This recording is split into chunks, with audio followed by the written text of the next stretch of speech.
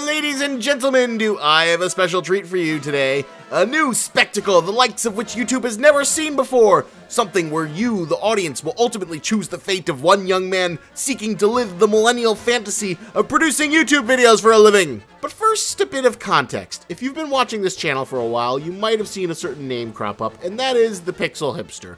Originally, he reached out to me via my email and said how much he enjoyed my videos and offered to edit some future ones for free. I, of course, was skeptical at first, but noticed he was better at handling motion graphics and animations than I am, which is probably one of my biggest weaknesses as of right now as a content creator. Hey guys, so I just spent the last 3 hours getting my key points, getting my motion graphics. I went through all these tutorials on YouTube. I finally did it. I think I got it perfectly. I got, that head tracking thing that everyone loves to do with my avatar and the Pixel Hipster's avatar in that scene from Revenge of the Sith where Anakin and Obi-Wan are fighting. So check it out. This is 3 hours of hard work and learning right here.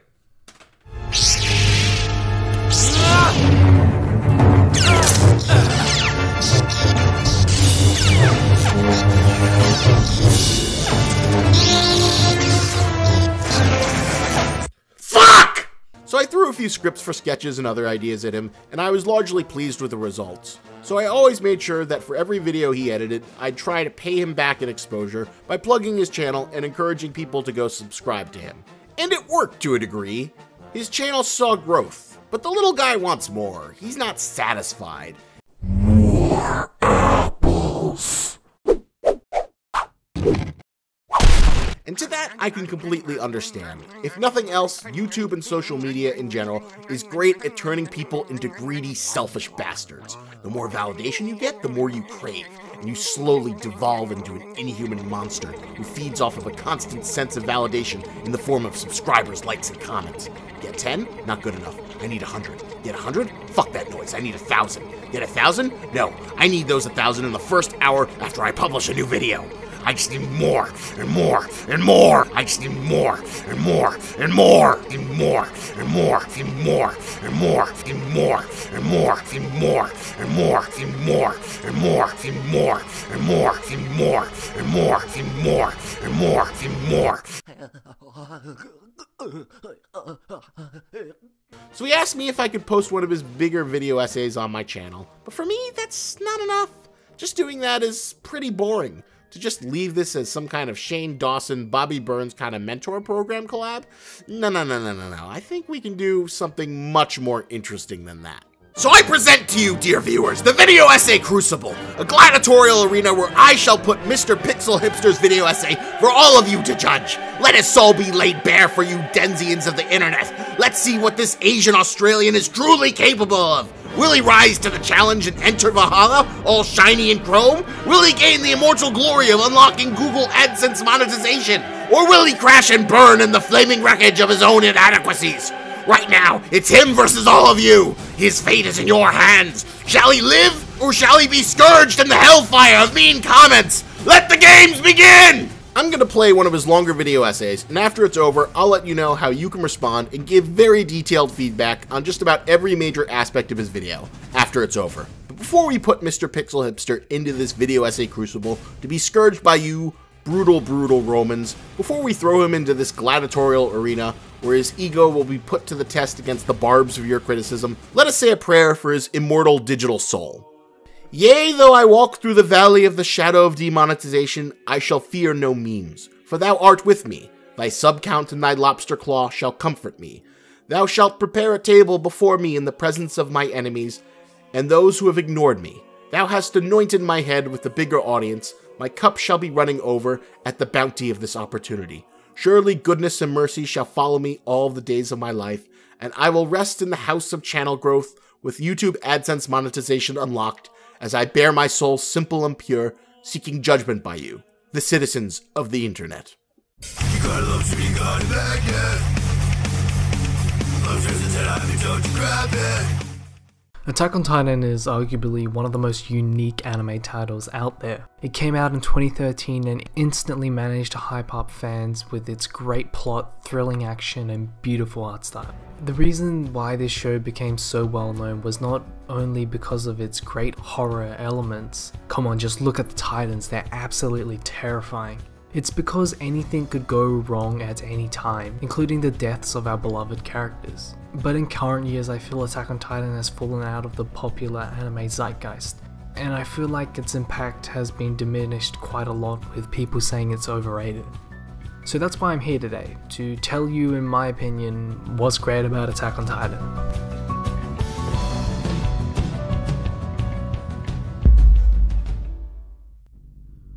The story of Attack on Titan takes place in a post-apocalyptic future where the world has gone to hell because of these giant walking humanoid monsters called Titans. After the Titans had eaten most of the human population, the remaining humans, in order to survive, build 3 sets of giant solid walls surrounding their capital to keep the monsters out. A couple hundred years of peace follow until one day suddenly a 60-meter tall Titan begins attacking the outermost wall.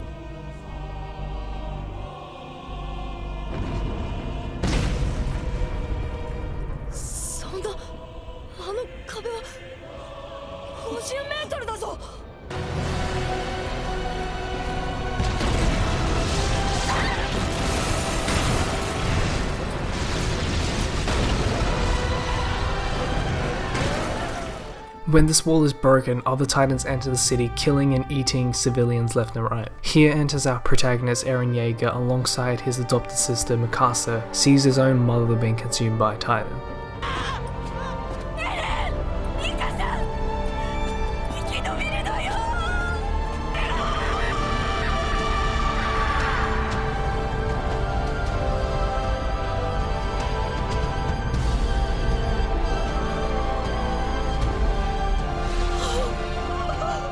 This leads to Eren vowing revenge against the Titans, swearing that he will wipe out all of their existence from the face of the earth, solidifying his motivations in one moment.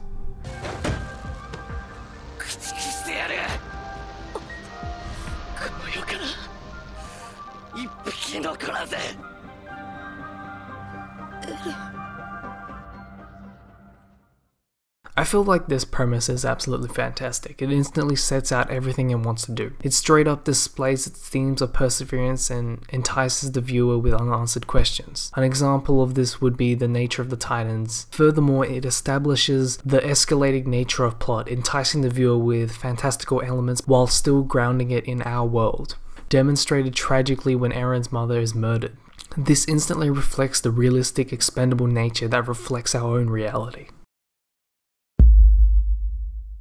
At its core, Attack on Titan is a story of perseverance. It's a series about pain and overcoming said pain in such hopeless adversity. Yeah, sure, it's a series that mostly has access and bombast with every one of its adrenaline-filled action scenes, but it's also a series that juxtaposes that spectacle with a great vulnerability, showing pain through the eyes of humanity that has given up on a better tomorrow, showing in excruciating detail lives of broken people still searching for hope and solace in a fractured society, yearning to persevere, all of this fantastically conveyed within the opening.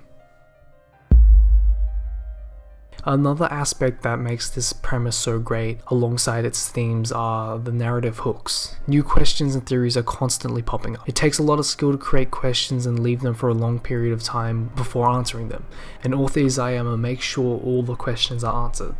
What's up with the walls? Where did the Titans come from? What's in the goddamn basement? Unlike other violent, nihilistic shonen anime that loses steam over time and have weak payoff, Attack on Titan always keeps the ball rolling. Furthermore, this premise distinctly shows Attack on Titan won't be following a conventional shonen story structure. Death is a real valuable concept in the world of Attack on Titan. Our heroes are instantly faced with the undeniable reality on which their inevitability will occur. Demonstrating this is a show that will have more twists than Titans, and I think that's absolutely brilliant.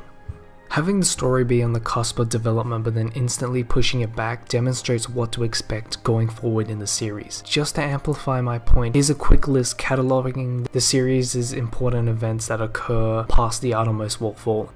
It's not until episode 12 of season 3 and chapter 84 of the manga does the main cast make it back to the original narrative jumping off point. A conventional shonen would have had the narrative begin at the outermost wall and have exploration of the world begin there. But Attack on Titan subverts that, systematically destroying this notion. From here, constantly pushing our heroes back, first with Titans, then with humanity, and then with the heroes' main allies.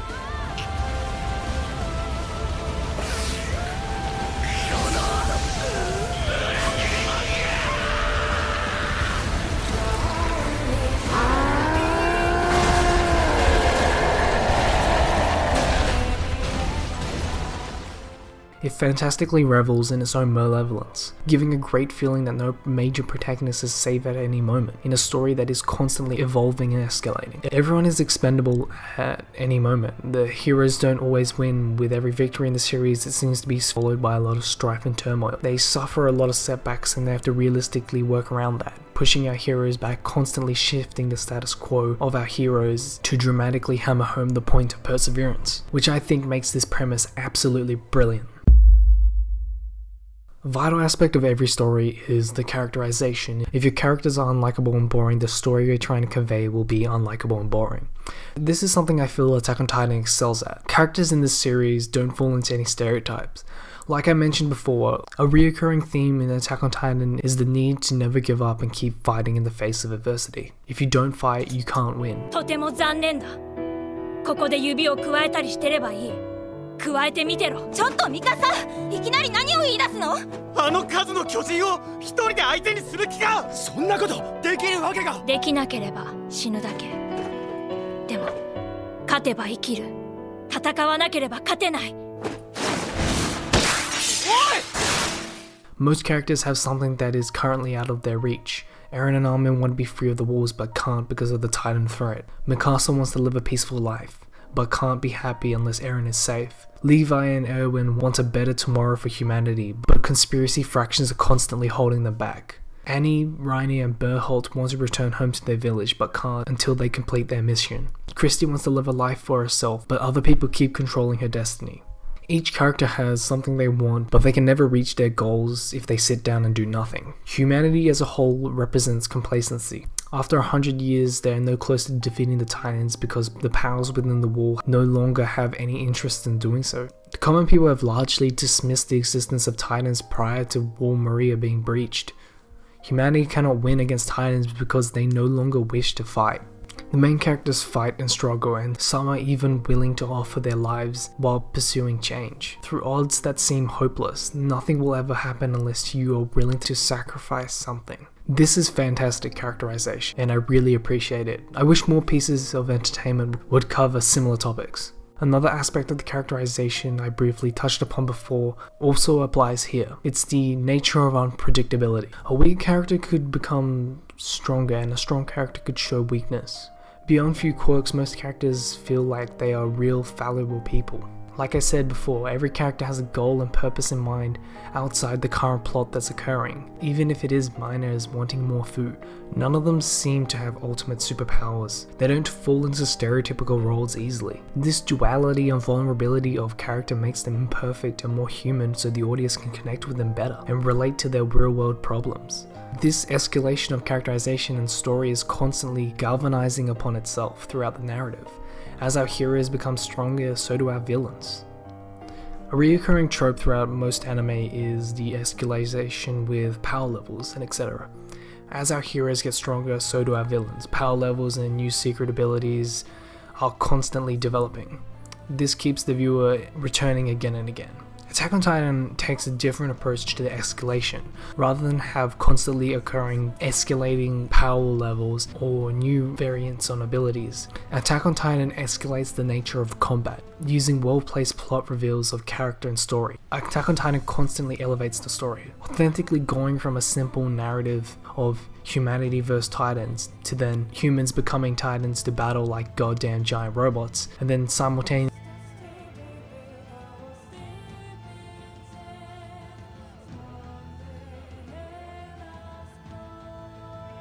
and see how everything plays off each other.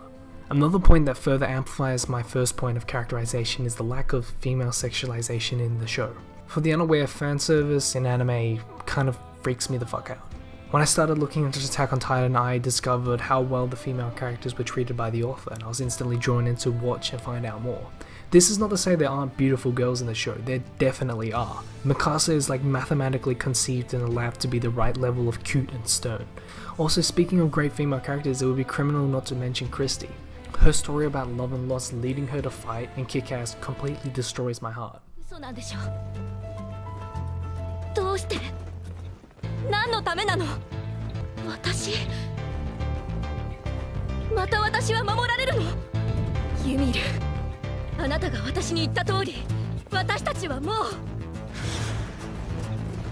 めに生きるのはやめよう。私たちはこれから私たちのために生きようよ。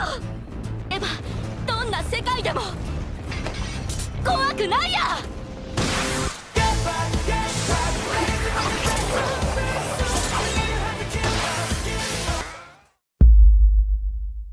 It's phenomenal. I'm not even talking about the action, even though that's also great. Specifically, I want to talk about the expression of animation. Production IG, the studio that animated Attack on Titan, does an incredible job in conveying human emotion with such subtlety. Yeah, there are definitely a lot of emotional reactions that aren't exactly subtle at all, and they handle those great. There's also some really discreet moments where they convey so much about what the characters are thinking and nothing is said. It's amazing the animators were able to capture human expression so well in what essentially is a cartoon. I really appreciate the level of detail put into the subtle movements throughout the show and manga. Furthermore, it's constantly improving upon itself over time, between seasons 1 and 2. The animation is constantly building upon itself, getting more nuanced and more detailed. They take the time to have characters blink when they're talking and listening to someone speak. I mean, if you think about it, human expression is very complicated. I can't stress, like I said earlier, the animation and aesthetic within the anime is absolutely outstanding. Another way the animation shines is when it goes from slow paced and kicks into high budget bombastic spectacle. This is due to the high paced nature of the script. A slow conversation can suddenly change into a huge fight sequence, or a deadly situation can turn into a deep emotional discovery. The animation is a constant level of sharp and emotive. Attack on Titan really goes out of its way to make great sequence art and landscapes, paying attention to every detail. This is an anime that has taken time into its production in every one of its scenes. I can't understate there is a lot of high budget keyframes to fuel a lot of the high intense emotion throughout the series. It's not like Naruto or Dragon Ball that loses quality over time due to poor pacing. Attack on Titan has a constant level of quality throughout all of its current 3 seasons. Just check out the level of detail that would have gone into this 10-second clip of Levi running.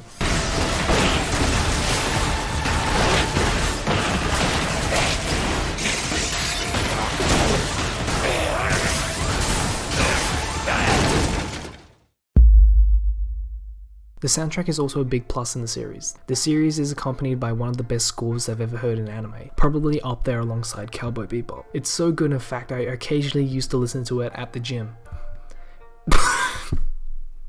I can't put that on the internet.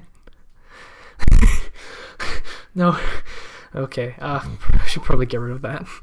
On its own, it's nothing special, but the few subtle appeals to motion in crucial scenes really has a way of getting you hyped and exhilarated for what's occurring currently. Moreover, the music depicts Attack on Titan's gritty and howling atmosphere, where humanity is cowering behind the city walls, seemingly trying to delay the inevitable. So while the soundtrack is nothing but subtle, its gratuitous appeal to the primal part in everyone's being is absolutely beautiful. The electric groans and rumbles make way for dead chords that intensifies danger, highlighting the dire straits that humanity finds itself in. This OST is frankly top notch, and I feel like just listening to it speaks for itself. 私にはない。だからこれはただの私の願望なんだがな。お前、胸張って生きろよ。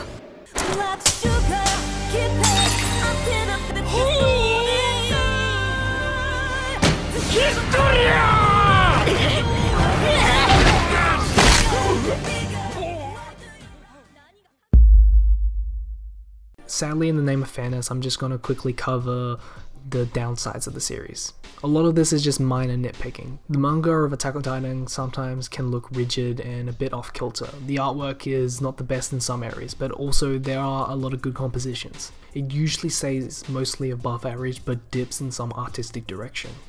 Just look at this dumpster fire of a panel. Like, mate, what the fuck is up with your body?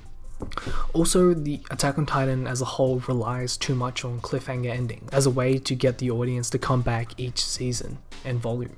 With any trope, you use it too much and it loses its effectiveness. As for pacing, there are still some episodes where I feel like nothing really happens, and other places where flashbacks are used mid-climax, largely dispelling any carefully constructed tension. There's a massive flashback halfway through season 2 that does wonders for characterization, but really detracts from what's currently happening. But while there are still problems, I feel Attack on Titan is meant to be consumed like a Netflix show in one big burst. This way you have no time to think about the useless cliffhangers and lack of major plot progress, as you're already diving into a next episode.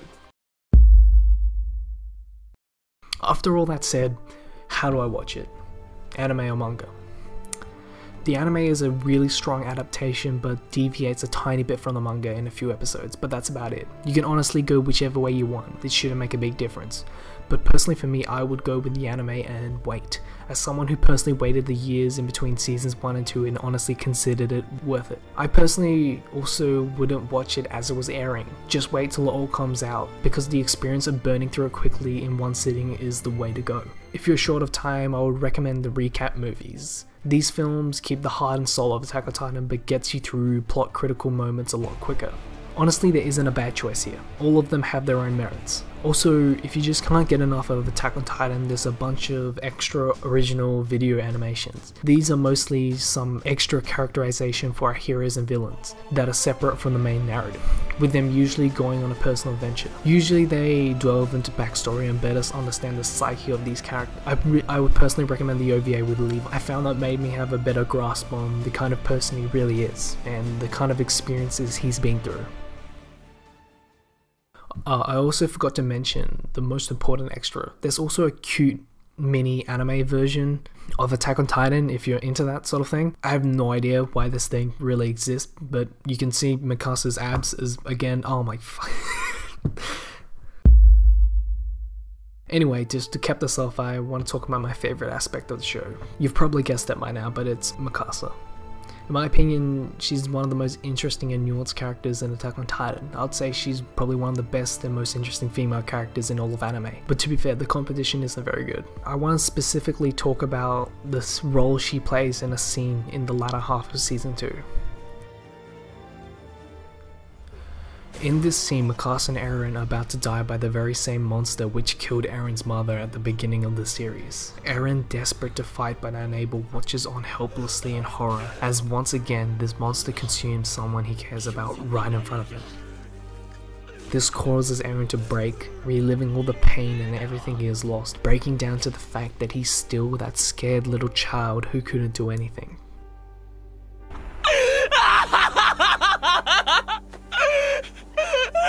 Eren.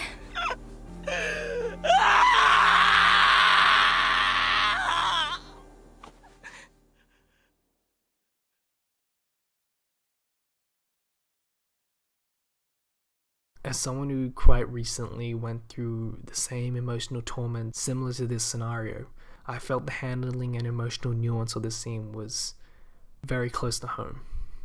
Especially considering what Mikasa says in response, leaving it to be her final moments.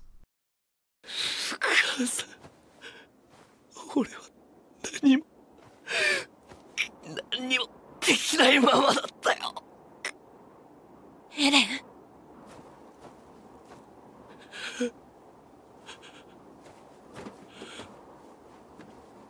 そんなことないよ。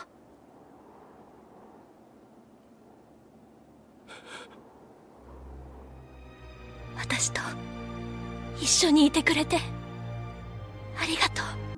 生き方を教えてくれてありがとう。私にマフラーを巻いてくれてありがとう。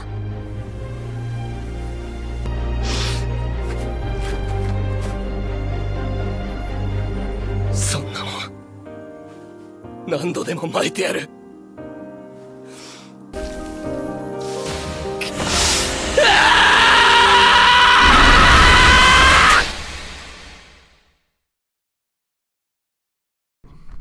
In a series where horrible things are constantly occurring, it's beautiful that something as trivial as giving someone a scarf for warmth can bring someone such hope and perseverance in a critical moment.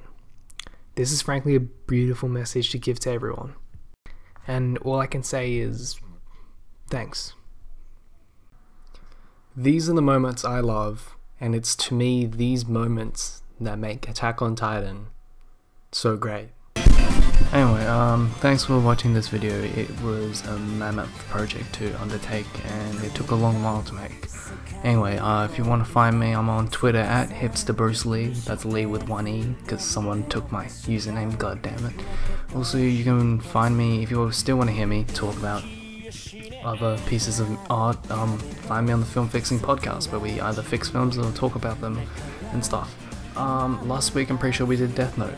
And if you just want to hear about my life and how I'm doing, find me on the Please Stop Drinking the Please Stop Drinking podcast, whatever it's called. Anyway, that's all. Bye.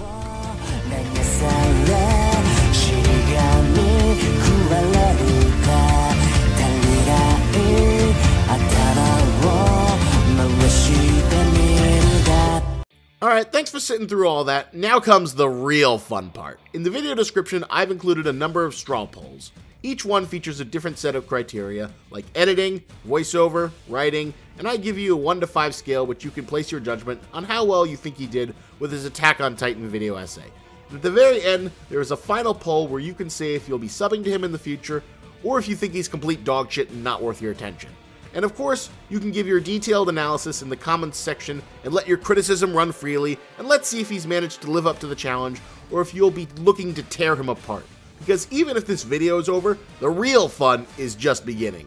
Also, if you like this, let me know. I might consider doing more video essay crucibles in the future, or maybe even a video essay death battle, if this is something you people seem to like. Thanks for sticking around, and remember, lobsters and tennis, but don't you grab it.